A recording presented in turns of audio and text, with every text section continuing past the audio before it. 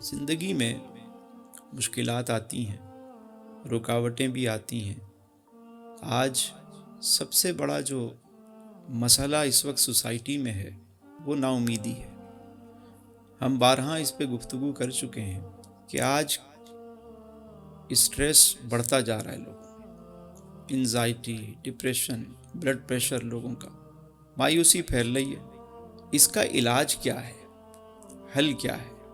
اس کا حل ہے امید اور یقین، اللہ کی ذات پر کامل یقین۔ اور کامل یقین جس کو ہوتا ہے وہ دعا کا سہارا لیتا ہے۔ حدیث مبارکہ میں آیا کہ دعا مومن کا ہتھیار ہے۔ اب یہ ہتھیار تو ہے ہمارے پاس، لیکن ہمیں یہ پتہ ہی نہیں کہ اس ہتھیار کو استعمال کیسے کرنا ہے۔ جبکہ نبی کریم صلی اللہ علیہ وآلہ وسلم جاند عالم کی پوری سیرت اگر ہم دیکھیں تو ایک ایک لمحہ جو ہے میرے حضور نے دعا کی تعلیم عطا فرمائی۔ فرمایا گھر سے باہر نکلو تو یہ دعا پڑھو، گھر میں داخل ہوتے وقت یہ دعا پڑھو، کھانا کھانے لگو تو یہ دعا پڑھو، کھانا کھا چکو تو یہ دعا پڑھو، آئینہ دیکھو تو یہ دعا پڑھو، پانی پیو تو یہ دعا پڑھو، پانی پی چکو تو یہ دعا پڑھو، بستر پر سونے جاؤ تو یہ دعا پڑھو، بستر سے اٹھو جب آنکھ کھلے بیدار ہو تو یہ دعا پڑھو۔ یہاں تک کہ بتایا گیا کہ باتھ روم جانا ہے تمہیں، واش روم جانا ہے تو یہ دعا پڑھو، باہر آؤ یہ دعا پڑھو، مسجد میں داخل ہونا ہے یہ دعا پڑھو، مسجد سے باہر آنا ہے یہ دعا پڑھو۔ ایک ایک لمحہ ہمیں دعا سکھائی گئی۔ پھر کبھی کوئی مشکل آ جائے، کوئی رکاوٹ آ جائے، کوئی آزمائش آ جائے تو اس وقت کیا تعلیم فرمائی؟ فرمایا دعا کر۔ اللہ نے فرمایا ہم تمہیں آزمائیں گے بے شک، لیکن اس آزمائش کی گھڑی میں بندے کو کیا کرنا ہے؟ دعا کرنی۔ جب تک بندے کا یقین دعا پر رہتا ہے اس کا ایمان مضبوط رہتا ہے۔ دعا ہی ایک واحد سہارا ہے۔ میں نے ایک دن بابا جی سے پوچھا، میں نے کہا بابا جی دعا تو کرتے ہیں لیکن کوئی ایسا نسخہ بتائیں کہ دعا قبول ہو جائے۔ فرمانے لگے کہ کبھی بچے کو دیکھا ہے؟ میں نے کہا جی۔ کہنے لگے بچے کو اگر کوئی چیز منوانی ہوتی ہے تو وہ کیا کرتا ہے؟ میں نے کہا روتا ہے۔ فرمانے لگے جو روتا ہے اس کا کام ہوتا ہے، جو روتا ہے اس کا کام ہوتا ہے۔ کبھی بچوں کی طرح دعا کر کے رو، اکیلے بیٹھو، تنہائی میں بیٹھو، دل کو صاف کرو، توبہ کرو، آلائشوں سے دل کو صاف کرو، کبھی اکیلے بیٹھ کے دعا کرو، اور ایسے دعا کرو کہ جیسے بچہ کوئی بات اپنی ماں سے منواتا ہے۔ جب وہ اس کے الفاظ کام نہیں کرتے تو اس کے آنسو کام کر جاتے ہیں۔ آنسو، یہ آنسو بڑی چیز ہے جی۔ کبھی رب کے لیے آنسو بہا کے دیکھیں۔ غم دنیا میں تو ہم روتے ہیں لیکن کبھی رب کے حضور آنسو بہا کے دیکھیں۔ بادشاہ اورنگزیب کے بارے میں آتا ہے کہ ایک مرتبہ وہ کہیں جا رہا تھا، راستے میں اس نے دیکھا کہ ایک فقیر کھڑا ہے، نابینا ہے، آنکھیں نہیں ہیں، صدا لگا رہا ہے، کہہ رہا ہے کہ میرے مالک مجھے آنکھیں عطا کر دے، میرے مالک مجھے آنکھیں عطا کر دے۔ تو بادشاہ نے پوچھا کب سے بینائی نہیں ہے تمہاری؟ اس نے کہا میں بچپن سے ہی نابینا ہوں، دعا کرتا ہوں، صدا لگاتا رہتا ہوں کوئی آنکھ والا بھلا کر دے، مالک سے دعا کرتا ہوں آنکھیں دے دے۔ تو بادشاہ نے کہا کہ میرا نام اورنگزیب ہے اور میں یہاں کا بادشاہ ہوں، خیال کرنا میں اندر کسی کام سے جا رہا ہوں، واپس آؤں گا، اگر تمہاری آنکھیں آ گئیں تو ٹھیک ہے، ورنہ تمہارا سر جو ہے نا ہم جدا کر دیں گے۔ اور 2 سپاہی کھڑے کر دیے کہ اس کو پکڑ کے رکھنا، بھاگنے نہیں دینا۔ جیسے ہی بادشاہ گیا فقیر تو دھاڑے مار مار کے رونے لگا، بلک بلک کے رونے لگا، کہنے لگا میرے مالک پہلے تو آنکھوں کا مسئلہ تھا، اب تو جان کے لالے پڑ گئے، میرے مالک کرم کر دے، مجھے آنکھیں دے دے۔ وہ بلبلا رہا ہے اور رو رہا ہے، مچل رہا ہے، کبھی بھاگنے کی کوشش کرتا ہے، اس کو پکڑ لیتے، پھر وہ گر جاتا ہے۔ آخر اس نے سجدے میں سر رکھا، رو رہا ہے رو رہا ہے۔ تھوڑی دیر کے بعد جب بادشاہ واپس آیا، اس کو اٹھایا تو اس کی بینائی آ چکی تھی۔ بادشاہ نے کہا اتنے دن تک تو دعا نہیں کر رہا تھا، تو ایک رسم پوری کر رہا تھا۔ دعا تو وہ ہے جو دل سے کی جائے، ہم زبان سے دعا کرتے ہیں، ہمارا دل کہیں اور ہوتا ہے، ذہن کہیں اور ہوتا ہے۔ شیخ عبد القادر جیلانی رحمۃ اللہ علیہ فرماتے ہیں جب بندہ اللہ سے دعا کر رہا ہو تو اس وقت اس کے دل میں دماغ میں اللہ کے سوا کوئی اور نہ ہو، یہ دعا کی قبولیت۔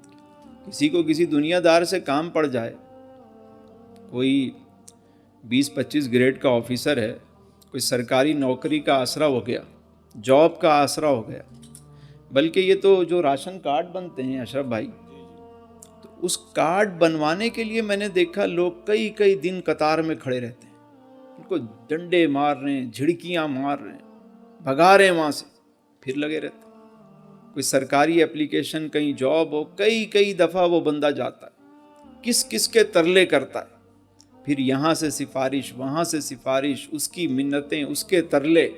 دنیا کے معاملے میں تو اتنے کرتا ہے، لیکن اگر خالق سے اس کا کام ہو تو کبھی اس طرح التجا کی، کبھی اس طرح وہ گڑ گڑایا، کبھی اتنے گھنٹے وہ وہاں بیٹھا کہ میرے مالک میرا یہ کام ہو، بس میں بیٹھا ہوں تیرے در پہ، کبھی بیٹھا ہو ہاں تو بس یوں کیا چلو بھائی، کوئی وظیفہ کسی کو دے دو، کوئی عمل بتا دو، کام نہیں ہو رہا۔ ہم بہت جلدی مایوس ہو جاتے ہیں، اپنی دعا پر ہی یقین نہیں ہوتا، ہم کلمات صرف زبان سے ادا کرتے ہیں، دل ہمارا کہیں اور ہوتا ہے، دماغ کہیں اور ہوتا ہے، ذہن کہیں اور ہوتا ہے۔ بابا جی کہنے لگے کہ پتر کبھی بادشاہ کے دربار میں کسی سوالی کو دیکھا ہے، کسی فریادی کو دیکھا ہے، وہ کیا کرتا ہے؟ میں نے کہا کیا کرتا ہے؟ کہنے لگے وہ پہلے آتا ہے اور بادشاہ کی خوب تعریف کرتا ہے، تعریف کرتا ہے، تعریف کرتا ہے، اس کے بعد پھر وہ اس کے بچوں کو دعائیں دیتا ہے، پھر اپنی فریاد رکھتا ہے کہ میں مسکین ہوں، میں غریب ہوں، بڑی دور سے آیا ہوں، آپ بڑے سخی ہیں، بڑے بادشاہ ہیں، آپ سلامت رہیں، آپ کی آل سلامت رہے اور میری عرضی قبول کریں۔ بڑی منت سے، لجاجت سے، ادب سے وہ پیش کرتا ہے اپنی عرضی۔ کہنے لگے خالق کائنات کی بارگاہ میں جب جاؤ نا تو اسی طرح فریادی بن کے جاؤ، پہلے تو اس کی تعریف کرو، کہو سبحان اللہ و بحمدہ سبحان اللہ العظیم، اس کی تعریف کرو کہ وہ رحمان ہے، رحیم ہے، کریم ہے، ستار ہے، غفار ہے۔ حدیث میں آیا کہ جب بندہ کہتا ہے کہ یا ربی یا ربی یا ربی، تو اللہ فرماتا ہے لبیک میرے بندے، میں حاضر ہوں، بول، تیری فریاد سننا چاہتا ہوں۔ تڑپ کے وہ آواز تو نکلے اندر سے، پہلے تعریف کرے، پھر اس کے محبوب کی بارگاہ میں درود پڑھے، اس کے محبوب کو، محبوب کی آل کو، محبوب کے اصحاب کو دعا دے، اور اس کے بعد اپنی عرضی پیش کرے۔ حضور کی یاد ہونی چاہیے دل میں، اور رب سے دعا ہونی چاہیے، التجا کرتے رہیں، اطمینان رکھیں کہ وہی ہے جو مردہ کو زندہ کرتا ہے، وہی ہے جو رات کو دن میں ڈھالتا ہے۔ اچھے دن بھی آتے ہیں، مالک جس حال میں رکھے نا بس اس میں خوش رہے۔ جب یہ اطمینان مل جاتا ہے، میں بار بار یہ بات کرتا ہوں کہ اللہ جس سے راضی ہوتا ہے اس کو دو تحفے دیتا ہے۔ یہ نہیں فرمایا کہ میں اسے دنیا کا مال دے دیتا ہوں، زر دے دیتا ہوں، کوئی بڑا منصب دے دیتا ہوں، نہیں، کیا عطا فرماتا ہے؟ پہلا تحفہ یہ کہ لا خوف علیہم، اس کے دل سے خوف کو ختم کر دیتا ہے، اور دوسرا تحفہ یہ ہے ولا ہم یحزنون، اور غم بھی مٹا دیتا ہے، اس کے حزن بھی ختم کر دیتا ہے۔ اگر یہ چیز ہے نا، مطمئن ہے قلب۔ کبھی کبھی زندگی میں ایسا کوئی لمحہ آ جائے نا تو پھر حضور کا تصور کیا کریں، حضور کی سیرت کو پڑھا کریں۔ دعا کی قبولیت کے لیے اگر کوئی چاہتا ہے کہ اس کی دعائیں مستجاب، اس کے بھی کچھ عمل ہیں.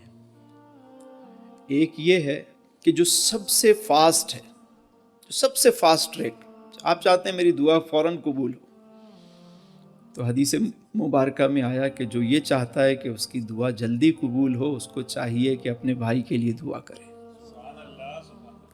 اگر کوئی بھائی بیمار ہے اس کے لیے دعا کریں، اللہ آپ کو بھی صحت دے دے گا. کوئی مالی طور پہ کمزور ہے اس کے لیے برکت کی دعا کریں، برکت آپ کو بھی ملنا شروع ہو جائے گی. یہ وہ نسخہ ہے کہ کسی کو خوش کر دیں، کسی کے لیے آسانی پیدا کر دیں، آپ کے کام ہو جائیں گے. ہمارے نانا جی تھے، اللہ ان کو خریق رحمت کرے. ان کی دکان تھی، کوئی آ جاتا، گزر رہا ہوتا، مسافر ہوتا، اس کو اس کی بات سنتے، بٹھاتے، اس کا ہاتھ پکڑتے، کہتے کھانا کھا کے چلے جانا. سفر پہ گھر لے آتے تو نانی سے کہتے بھائی کھانا پکواؤ، میسیج بھیج دیتے. نانی روزانہ مہمان دیکھ دیکھ کے ان کو بھی بڑا غصہ آ جاتا تھا. وہ اتنے مال و زر تو تھے نہیں اور مشکل دور ہوتا تھا. کہتی کبھی 2 مہمان، کبھی 4، کبھی پورا جتھا لے کر آ جاتے ہو تم. تو نانا کہتے کوئی نہیں، دعا دیں گے، مسافر ہیں، مسافر کی دعا قبول ہوتی ہے. نانی کہتی یہ کیا دعا دے گا، اس کی اتنی بڑی بڑی مونچھیں، نماز پڑھتا نہیں، عجیب حلیائی، کیا دعا دے گا. تو نانا ایک جملہ کہتے تھے اگر یہ دعا نہیں دے گا نا تو اس کا پیٹ اور اس کی آنتیں دعا دے دیں گی، ہمارا کام ہو جائے گا. آپ دعا کے لیے نہ کیا کریں، آپ ویسے ہی کام کر دیا کریں. ہم تو کسی کے ساتھ بھلائی بھی کرتے ہیں تو کہتے ہیں بھائی فقیر کو بھی بابا دعا کرنا، دعا کے لیے پیسے دیے. ایک ہمارے دوست تھے، ان کے گھر جانا ہوتا تھا اور بڑے قریبی دوست تھے. جمعے کے دن نماز پڑھ کے ہم گئے تو وہ ان کے سارے بچے آئے، اپنی ماں کو، والد ان کے تھے نہیں، ماں کو پیسے دے رہے، یہ لیں اماں پیسے، اماں پیسے لیں. وہ ہاتھ پہ رکھتے تھے، کوئی 100 دیتا تھا، کوئی 500 جیسا. وہ کہ اماں دعا کرنا، اماں دعا کرنا. پیسے ہاتھ پہ رکھے، اماں دعا کرنا. تو ان کی اماں نے پیسے اٹھائے اور پھینک دیے. کہنے لگی تم نے مجھے بھکاری سمجھا ہوا کہ پیسے دو گے تو میں دعا کروں گی؟ میں تمہاری ماں ہوں، تم کچھ نہیں بھی دو گے جب بھی میں دعا کروں گی. یہ کیا بات ہوئی، ادھر پیسے رکھے ادھر دعا کرنا؟ ارے یار کام ایسے کرو کہ دل سے دعا نکلے، عمل ایسا کرو کہ لوگ دل سے دعا دیں آپ کو. ہم تو باپ کو بھی یوں پیسے دیتے ہیں، یہ لو. ابا نے کبھی پیسے مانگ لی، یہ لیں، آپ کو پتہ نہیں حالات کیا چل رہے ہیں، یوں لیں.